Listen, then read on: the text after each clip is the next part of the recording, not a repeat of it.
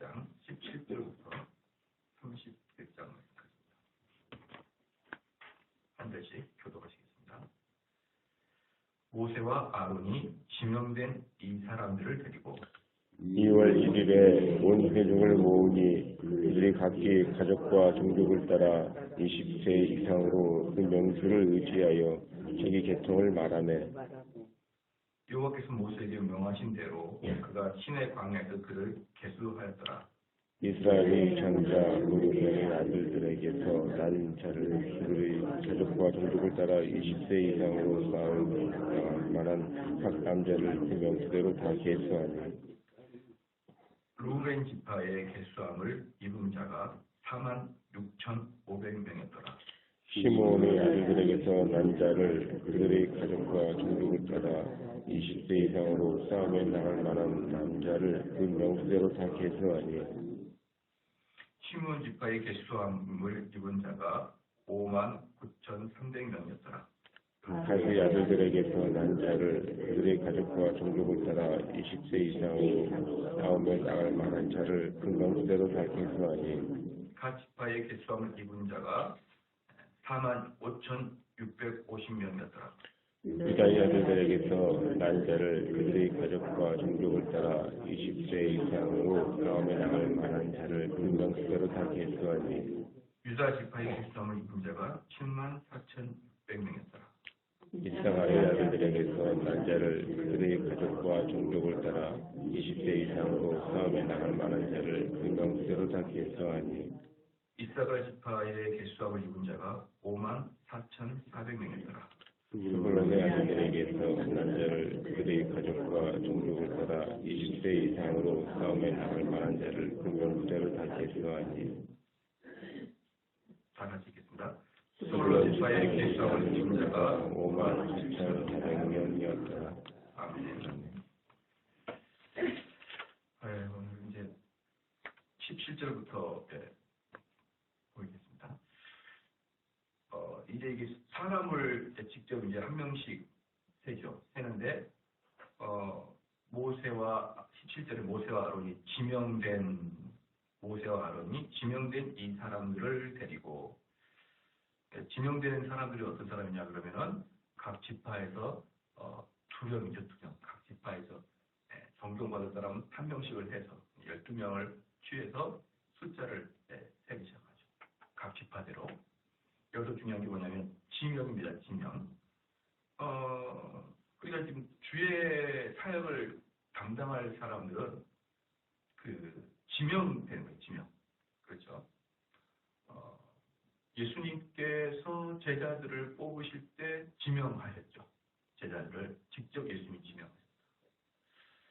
예수님께서 제자들을 뽑으실 때 예수님을 따르는 사람들이 상당히 많았기 때문에 사실은 예수님께서는 누구를 지명할까 보다는 누구를 떨굴까라는 생각을 더 하셨을 거예요. 누구를 나의 제자가 못 되게 하고 나의 제자가 되게 하는지. 이것은 글쎄요, 교회에서는 어떻게 생각할지 모르겠지만 사실은 일할 사람은 가장 탑 리더십이 지명하는 겁니다. 나랑 같이 일하자. 때로는 저는 그 많은 사람들이 그렇게 얘기합니다. 그 손자병법에 보면은 내 적이 마음을 돌려서 내 편이 되게 하는 게 가장 큰 그 인도자의 잘짓자라고 생각하는데 저는 그렇게 생각을 하진 않아요. 기본적으로 사람은 저는 변하지는 않는다고 생각합니다.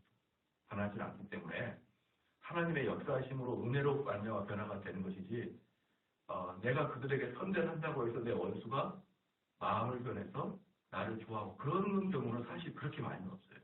많이 없습니다. 그래서 오히려 최고의 인도자가 자기랑 일을 하기에 좋은 사람을 지목을 해서 같이 데리고 하는 거예요. 데리고.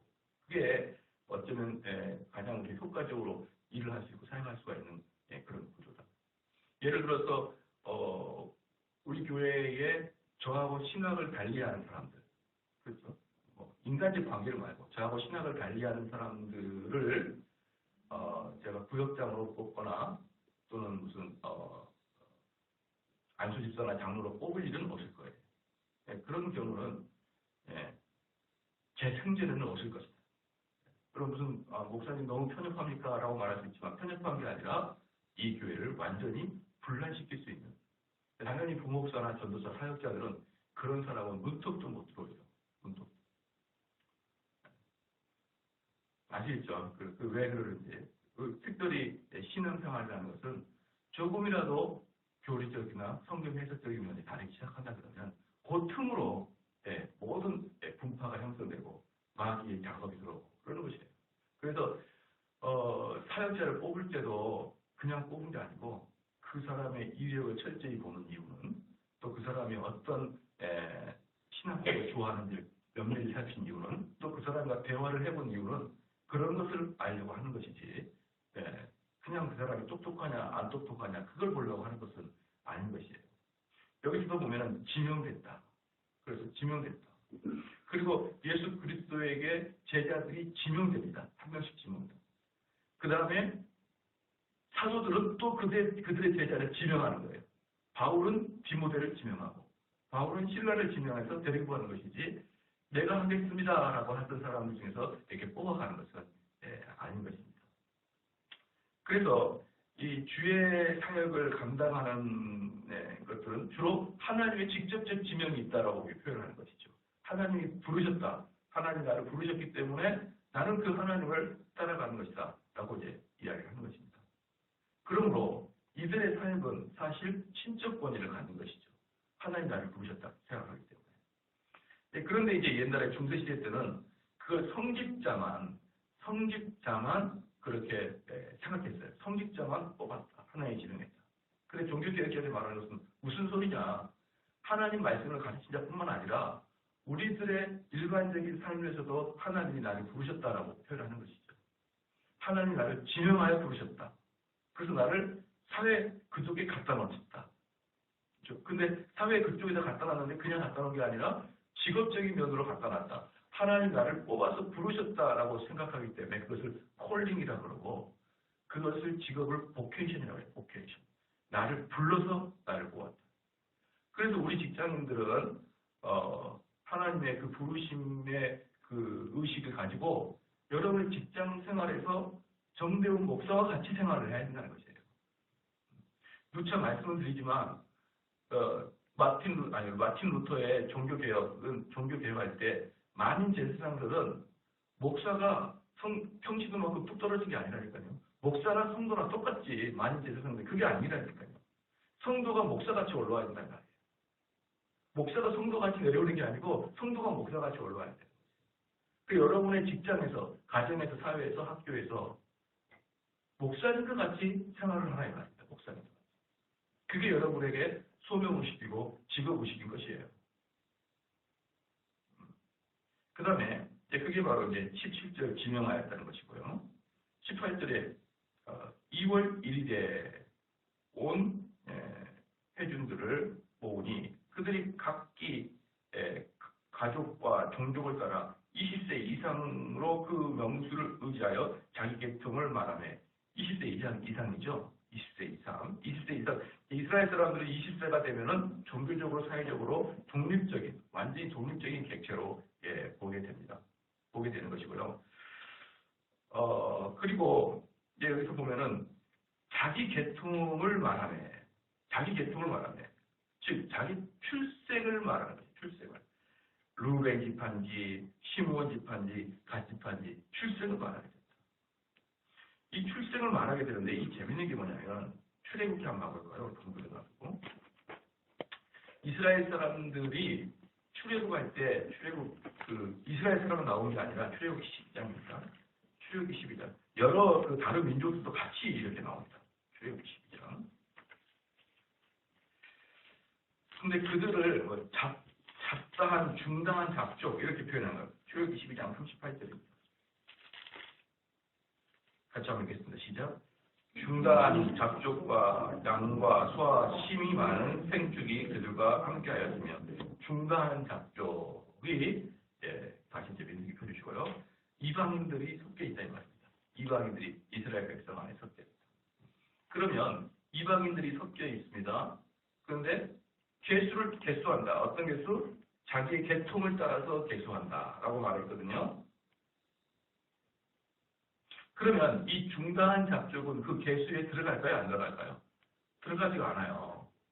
그냥 언뜻 보면은 뭐 이렇게 아주 쉽게 예를 들면은 우리나라에 이민족들이 있잖아요. 외국인 노동자들이 외국인 노동자 있는데 이제 앞으로는 변하겠지만 또 이 이야기하고 현대 외국 노동자하고 같이 취급하는 전혀 다른 문제입니다. 근데 이해하기 쉽게 우리나라의 외국인 노동자들은 군대에 보내지 않는다 이 말이죠.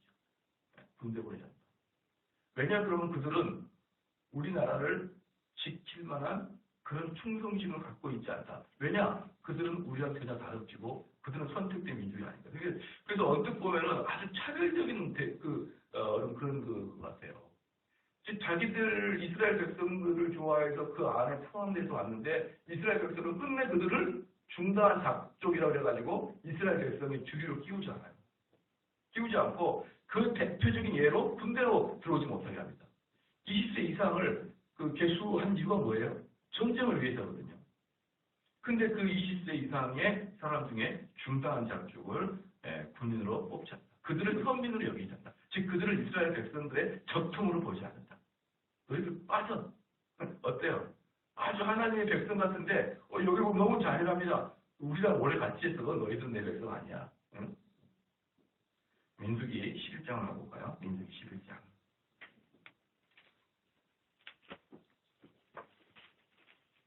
4절부터 6절 같이 한번 읽겠습니다. 시작. 이스라엘 자손도 다시 울며 나오되 누가 우리에게 고기를 주어 붙잡으시라. 이스라엘 중에 섞여 사는 무리가 이게 누굽니까? 중다한 잡족이에요. 섞여 사는 무리가 탐욕을 풍부해. 이들의 특징은 탐욕입니다. 탐욕. 그 다음에 5절 같이 읽겠습니다. 시작. 우리가 예후에 있을 때에는 값없이 생선과 외와 수박과 쥐와 파와 만두를 먹을 것이 생각합니다. 잠깐만요. 재밌습니다. 우리가 출애굽 할 때 계속 사람들이 이렇게 불만불평하잖아요. 근데 그 불만불평한 세력들의 중심에 누가 있는 거예요? 중다한 잡족이 있는 거예요. 중다한 잡족이. 그렇죠. 그다음 6절 시작. 이제는 우리 정력이 쇠약하되 이 만나에는 보는 것이 아무것도 없다.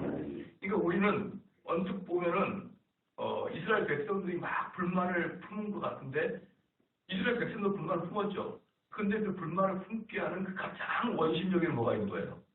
중다한 잡족이었던 거예요. 중다한 잡족이. 33절 한번 읽겠습니다. 33절 시작.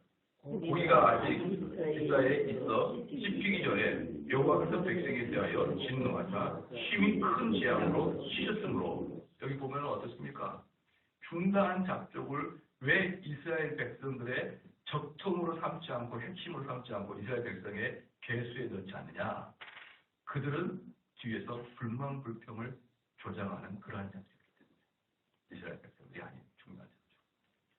그래서 신천지의 타협 방법이 이 방법 아닙니까? 신천지 방법이 교회 들어와서 한동안 열심히 하다가 목사의 설교를 한두 개 잡거나 목사의 인격을 한두 개 잡아서 사람들 사이에 목사님 다 좋은데 왜 저렇게 하시지? 하나의 불만을 툭 던지는 것이에요. 하나의 불만. 그런 것들이 아무것도 아닌 것 같지만 처음부터 악한 마귀는요. 태생부터 지금까지 단 한 번도 야 예수 믿지 마. 예수로부터 구원이 없는 거야. 이렇게 말한 적이 없어요. 마귀는. 딱 하나의 살짝 작은 어떤 분열 여기를 파고 들어오는 거예요. 마귀는. 왜냐? 예수님 때문에 구원받는 건 가짜다. 그러면 여러분 처음부터 그렇게 얘기하면 누구든지 마음을 움츠리고 아이고 저거 이상한 놈이네. 이래서 마음을 움츠리기 때문에요. 아주 작은 거 하나, 그거 하나를 여러분 사고를 큰 바위를 쪼갤 때 어떻게 쪼개냐 그러면요. 큰 바위를 쪼갤 때 거기 가운데 이렇게 금을 그어요. 그 바위를 쪼개 쫙 금을 그어 거기다가 정으로 구멍을 요만큼 가끔씩 이렇게 탕탕 파놓습니다. 구멍 파나요. 그리고 거기다가 물을 채워납니다. 물을. 그럼 겨울에 물이 채워지면 그게 확장되니까 그런 게 벌어지는 거예요. 그리고 좀 높하고 좀 높하고.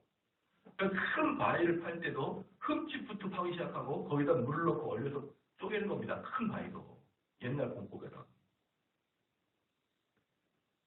언제든지 마찬가지입니다. 언제든지 마찬가지. 저기 서울에 있는 저기 강북중앙교회라고 강북제일교회가요? 네. 저기 중앙도 교회 있는 거. 그 교회가 어마어마하게 컸는데 그 교회에 산산이 부서졌어요. 그 신천지들의 몇 명의 작업들이 목사님의 몇몇 그 이상한 것에 대해서 확대 재생산하게 되는 거. 그냥 그 공룡 같은 등치가 그냥 흐트러져 버립니다. 오히려 신천지에 걸리지 않으려고 그러면 지하 색방에 있는 예배당은 절대로 걸리지 않아요. 그럼 뭐 대여섯 아니면 누가 그렇게 큰 그런 덩치 같은 것들요 아주 힘없이 무너지는 거예요. 그런 걸 보면은 얼마나 대형 교회들이 어리석한 교회들인가, 얼마나 대형 교회들이 실질적으로 근육이 아니라 다 비계덩어리가 그걸 볼 수가 있는 거예요. 몇 명의 신천지가 다 흐트러 버리는 걸 보면. 그러나 사실은 상당히 무서운 겁니다. 교회에서 조곤조곤 숙덕 불만불평. 제가 말씀드렸지만 우리 교회에 와서 만약에 불만불평을 한다 그러면 목사의 교리를 가지고 불만불평 하겠냐 이 말이에요. 이미 그건 딱 짜야겠는데 뭘 불평할까요? 성도들이 왜 인사를 안 하지? 왜 성도들이 서로 간에 못 자고 안 다니지? 왜 이 교회에서는 행정이 미비하지? 왜 식당에서는 그러지? 왜 권사님 표정은 그러지? 아주 작은 것을 딱 이야기합니다. 처음부터 중요한 것을 파고 들어오지 않는다 이 말이에요. 그러한 사람들은 사랑하는 성도 여러분, 그러한 사람들은요 중직에서 배제시켜야 돼요. 중직에서 무조건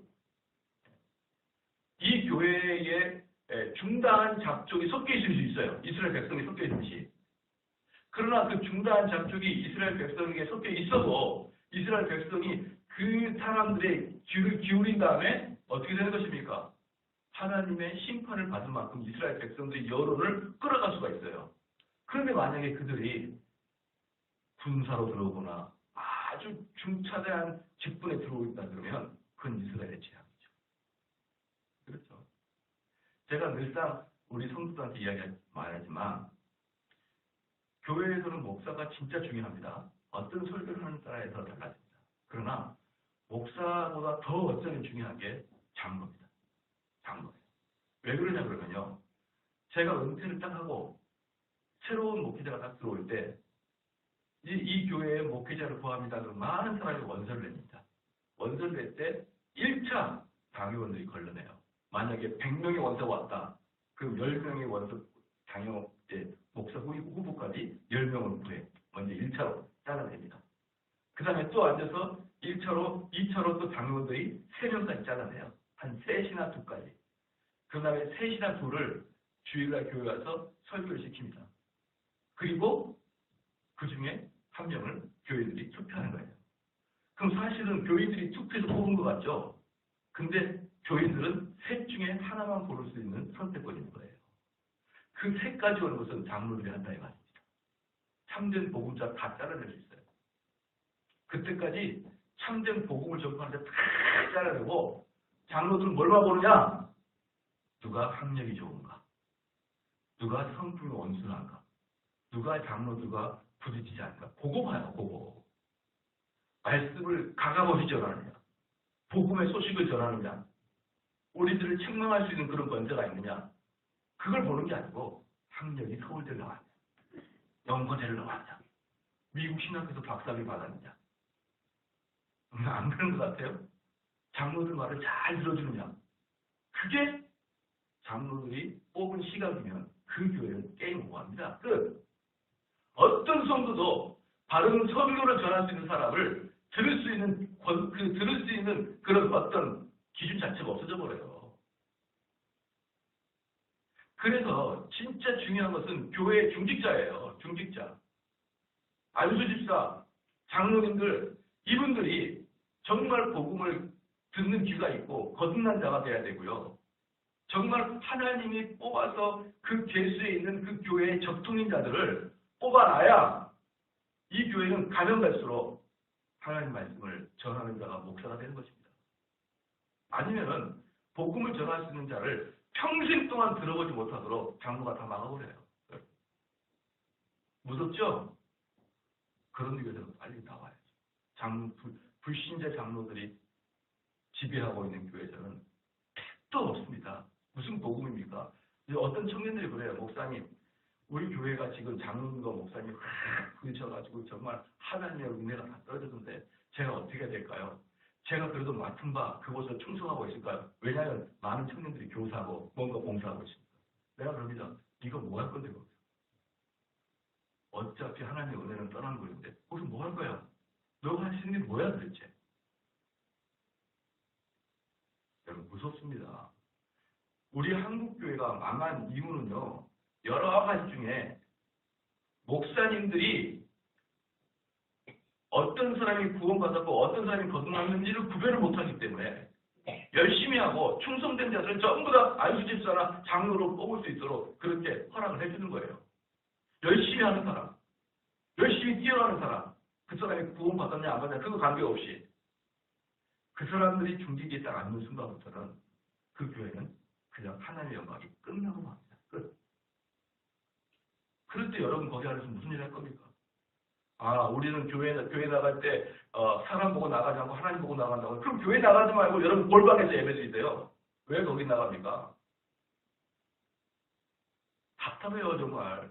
내가 무엇인지 나와 하나님과 1대1이니까 항상 하나님께서는 교회 공동체라는 곳이 안에서 그렇죠. 교회 공동체 안에서 하나님께서 합법적인 성령의 역사가 이루어지는데 그 공동체 안에서 장로와 목회자가 바른 복음의 말씀을 전파하지 못하는데 무슨 영화를 볼 거라고 거기 앉아서 은혜를 받을 거라고 합니까? 사랑하는 성도 여러분, 우리 역대 이스라엘 백성들은 잔인한 것 같죠. 그런데 그 개수를 골라서 하는 것은 그렇게 중다한 작족은 하나님의 사역에 쓰지 않겠다는 말이에요. 중다한 작족. 그래서 저는 장로님들께 꼭 이제 이번에 가서 이야기를 해서 장로님들과 협의할 게 하나 있습니다. 뭐냐면 우리 교회의 저의 후임은 무조건 우리 교회 출신을 해야 된다. 무조건. 저는 다른 교회 출신하면 안 된다. 도저히 감당할 수 없다. 왜냐 그러면 뭐 간단합니다. 제가 없을 때 다른 교회 목사님 앉혀서 여기서 설교를 한번 들어보시란 말이에요. 여러분이 들을 수 있는지 없는지. 그죠? 그래서 저희 교회에서 오랫동안 10년 이상 같이 신학을 맞춰오고 이루는 사람들로 사역자가 되고 이렇게 이 신학의 이 교리의 이 말씀에 동의하는 사람들로 하여금 안수집사와 장로가 되게 체계만 잡아놓으면요. 그 다음부터는 주님 오실 때까지 이게 가요. 이게 갑니다. 왜? 복음을 듣기를 원하는 장로는 복음을 전하는 목사를 뽑을 것이요. 그리고 이분은 또 우리 성도들을 또 복음을 훈련시키니까 그 다음에 장로가 될 사람도 이 복음에 합당한 자가 장로가 되고 계속 선순환이 되는 거예요. 계속 선순환이. 근데 이게 처음에 딱 악순환이 되게 되면은 이건 끝도 없이 악순환을 흘러가게 됩니다. 그래서 저는 지금 제 당대의 문제가 아니에요. 제 당대의 문제가 아니라 정말 이 삼성제일교회가 주님 오실 때까지 참다운 복음을 전하기 위해서는 정말 그 다음 세대가 어떻게 하느냐가 달려있기 때문에 그건 저의 현재 사역보다도 어쩌면 더 중요한 것입니다. 여기서 보니까 중간한 작족은 빼버립니다. 너희들은 주의 사역 감당하지 마라. 특별히 영적 전투에 너희를 감당하지 마라. 이렇게 하는 것이죠. 그렇죠? 그러니까 거듭나지 못한 자들 교회에 있다 없다 많다는 거예요. 중단한 작족들이 교회에 있다는 것입니다. 그런데 그 중단한 작족들은 거듭나지 못했기 때문에 사단을 대적할 수가 없어요. 사단. 왜? 그 거듭나지 못한 자는 사탄 마귀의 휘하에 있는 것들이거든요. 그런데 그들은 사단을 대적하여 믿음을 지킬 수가 없는 것이에요. 매번마다 시험마다 넘어지는 거예요. 많은 사람들이 그러는 거예요. 목사님. 사람들이 기도한다고 변화되지 않았지다. 그렇게 새벽마다 기도하는 사람이 인격이 얼마나 나쁜 사람이 있는지 몰라요. 얼마나 인격이 나쁜 사람이 많은지 몰라요. 그렇게 기도하고 그렇게 성경 보는데 그냥 인격이 아주 사나워요. 목사님, 그런 사람들 어떻게 변화시키죠? 근데 거듭나지 않는 사람들이 뭘 변화시켜요? 죽은 시체인데. 그러니까 교회에 앉아있는 사람들, 기도하는 사람들, 새벽 예배 나온 사람들, 성경 읽는 사람들 중에 거듭나지 않은 사람이 있다는 걸 상상을 못해요, 사람들이. 거듭나지 않으니까 평생을 그렇게 신앙생활하고 공부해야 그 꼴이죠. 그거 왜 그렇게 어렵게 생각합니까? 거듭나지 않는 자가 왜 교회 안에 섞여 있지 못하다고 생각하세요? 그런데 우리 여기서 보니까 모세와 아론에게 뭐라고 합니까? 철저하게 그 개수별로, 계통별로 뽑아라. 중단한 잡종 뽑지 마라. 이게 뭡니까? 하나님의 이름으로 거듭난 계보들만 뽑으라는 거예요. 계보들만. 거듭난 자, 하나님으로부터 난 자, 진리의 말씀으로부터 난 자. 야고보서 1장에 보면은 진리의 말씀으로부터 난 자라고 표현하는 것이에요. 그렇죠? 하나님의 아들로서 태어난 자, 이들만 실질적으로 이 교회에 가장 중차대한 일을 맡게 하는 겁니다. 그 사람이 무슨 박사고 재벌이고 판검사고 이렇게 하기 때문에 근데 그 사람들도 교회에서 열심히 해요. 그럼 그 사람들을 장로하십시오. 그렇게 하는 게 아니에요. 저는 어떤 교회를 보면 이제 우리 교회는 뭐 그들 교회에 비해서 비하면 뭐 신들매를 감당하기 어려울 만큼 작은데 어떤 큰 교회들은 장로님 뽑을 때 그 붙여놔요. 이렇게. 네? 근데 왜 거기다가 세속적 직업을 적어놓습니까? 제정신입니까 그게? 그럼 보면은 한 3,000명 되는 10,000명 되는 교회는 몰라요 그 사람들 누군지. 그럼 누구 보고 뽑습니까? 아이고 이 사람 서울지검 검사네? 이 사람 뽑자. 근데 거기서 참다운 거듭난 자가 쓰레기 청소하고 있다. 쓰레기 청소하는 사람. 그러면 여러분 뽑아내겠습니까? 왜 세속직업을 갖다 놓습니까 거기다가? 세속직업이 뭔데? 세속직업이 장로를 하고 있는데 뭘 타고 있는데 그걸 다 적어놨냐고요. 답답해요 답답해. 하는 일들이. 개수에 따라서 거듭나지 않는 자들은 교회의 어떠한 중차대한 일도 그들에게 가지 않도록 신경을 써야 되는 게 아론과 모세입니다. 어떻게 되는 게 어떤 교회 가니까 제가 알고 있는 어떤 교회 가니까 장로들이 전부 다 뭐 직업장, 판사, 교수, 의사, 변호사, 그 장로들이 왜 이렇게 하이 레벨에 다 직장이 깜짝 놀랐어요. 어떻게 이렇게 공부도 잘하고 신앙도 좋았나? 여러분 같은데 거기 가면 아무것도 못해요. 똥찌개나 쥐고 있는 거지. 설거지나 하고 있으면 감사하죠. 뭘 하겠어요 우리 같은 사람이. 직업 백수. 누가 뽑아주겠냐고요 그 사람을. 그런 걸 보면 정말 아이고 이 사람들이 정말 상식도 없는 사람이구나. 그런 생각이 듭니다. 신앙은 말이에요. 신앙은 어떤 사람이 물어봅니다. 저는 전혀 그런 걸 보지 않거든요. 저는 무조건 그분의 신앙을 봐요. 신앙을 보기 때문에 때로는 나이가 어려도 때로는 학력이 없어도 어떤 인도자의 자리에 올라 있는 사람도 있고 올라가는 사람도 있어요. 그럼 이런 말이 듭니다. 목사님, 그 사람은 고졸이잖아요. 그런 말을 해요, 누군가.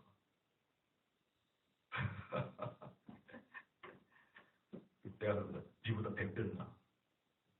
말도 꺼내지도 마. 말도 꺼내지 마. 내 눈에는 너는 아무것도 아니야.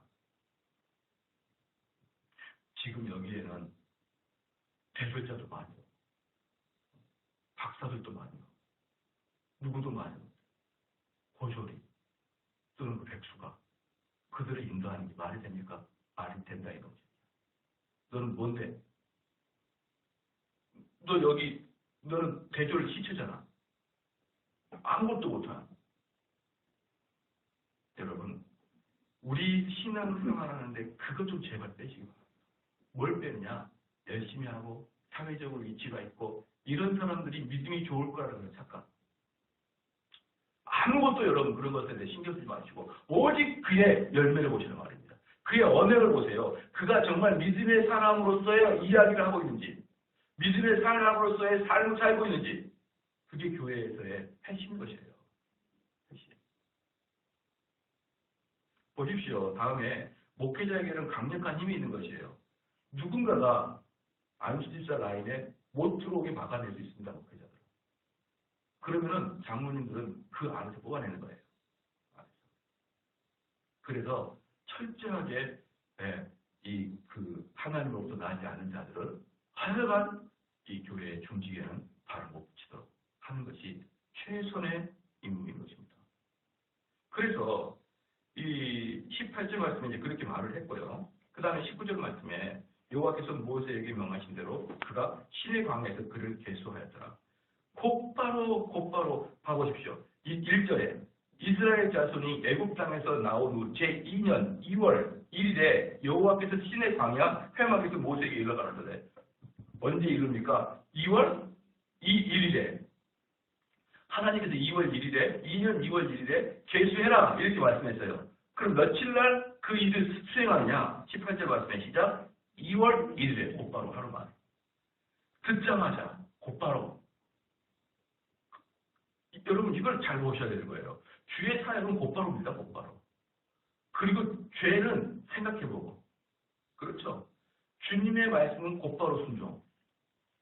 죄는 생각해보고. 근데 우리는 죄는 곧바로 순종. 주님의 일 하시다 그러면 목사님 기도해보게 이러고 있어요. 주의 일 합시다 그러면 목사님 생각해볼게요. 목사님 좀 고민해볼게요.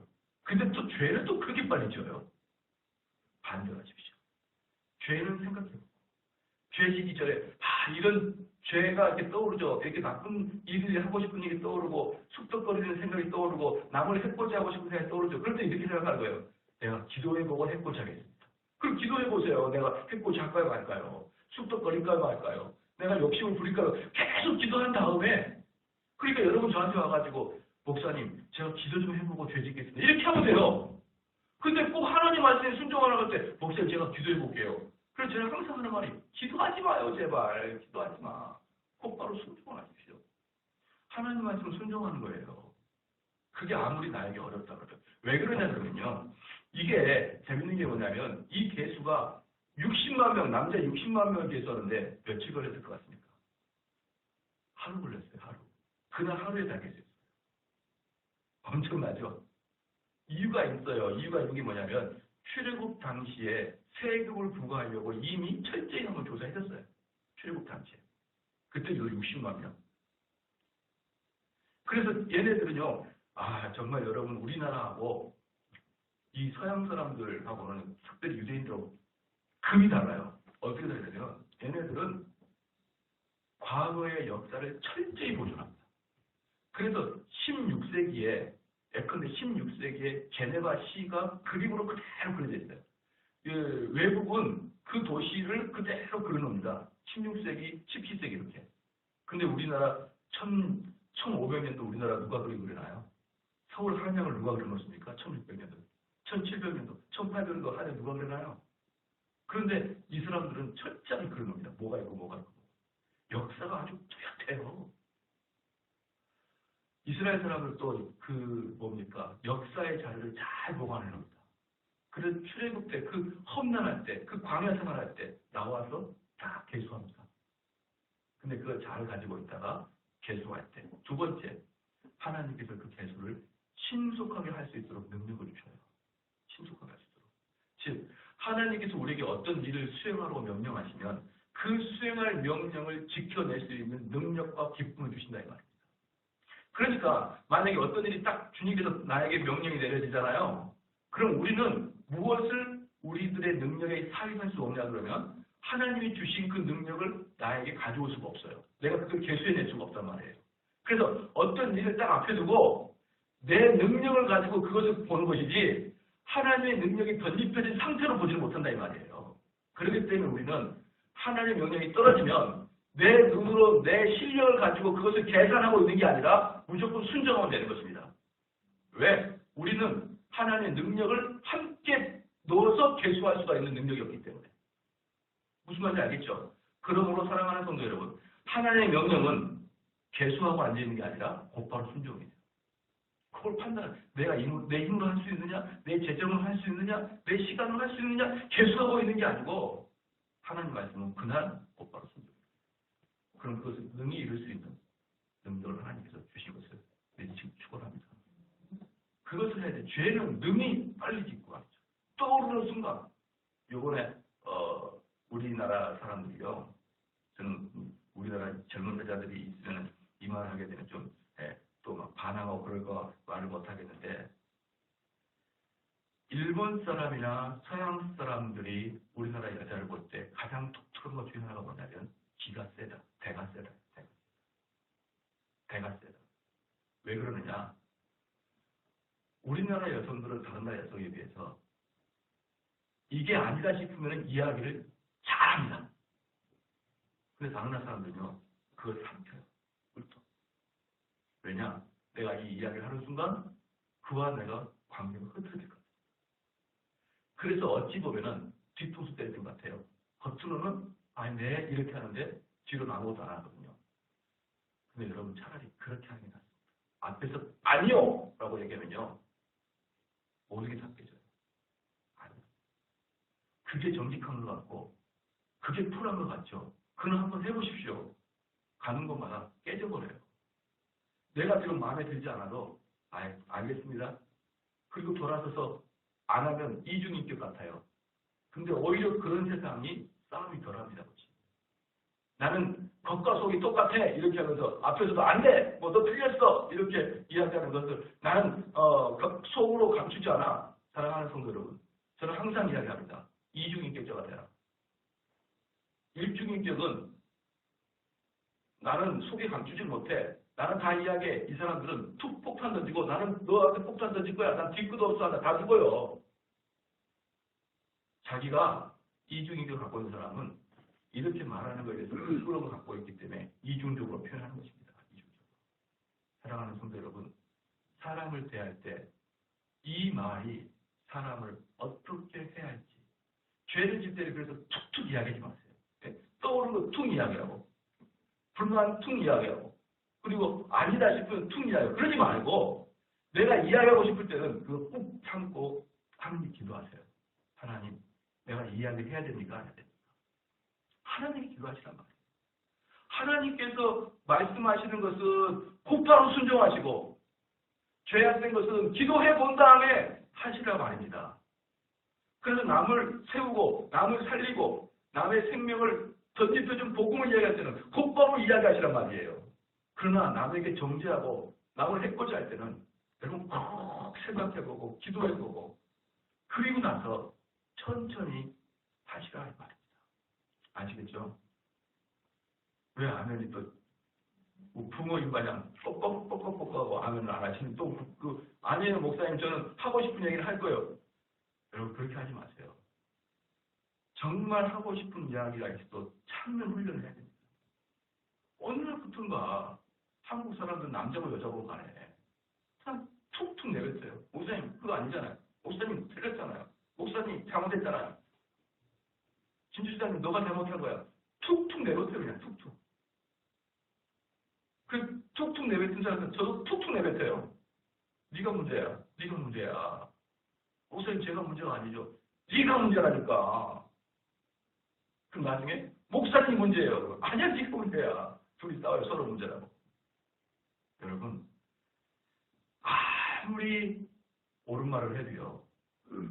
상황과 처지가 아닐 때 옳은 말 하는 것은 역풍을 맞습니다. 그래서 장모를 분명히 얘기합니다. 조언을 할 때도 보고 하라고 보고 때가 아니면 하지 마라. 우리 어머니들 있죠. 어머니들도 마찬가지예요. 어머니 저놈의 이가 내가 그냥 좀 왜 이렇게 답답하다 툭 하지 마세요. 그러니까 집안이 싸움이 나는 거예요. 또 생각해보고 또 생각하고 그렇죠. 그리고 10번 할 거 축제에서 한 번 하고 그렇게 해도 집안이 깨질까 말까인데 눈에 보이는 것보다 또 왜 그래? 왜 그 모양이야? 왜 그 모양이야? 왜 그 모양이야? 그러고 살아가면요. 집안 깨지잖아요. 여자가 남편한테 바가지 긁을 때도 보일 때마다 또 남편이 회사 들어와가지고 뭔 놈의 집을 이렇게 안 쳐놔서 보일 때마다 자기 생각을 툭툭 내뱉으면서 왜 그러냐 물어보면 뭐라고 한다 하십니까? 내가 이렇게 해줘야 제가 편하다는 거예요. 그렇지 않는 거 아시죠? 여러분 말씀을 제가 여기까지만 하고 마칠 텐데 이 인구조사 안에 그들의 삶의 지혜가 다 있어요. 다. 그 삶의 지혜가. 그냥 있는 게 아니에요. 다 있습니다. 왜 개수할 때 적통만을 개수하는지. 그렇죠? 왜 그들이 말씀을 들었을 때 즉각적으로 순종하는지.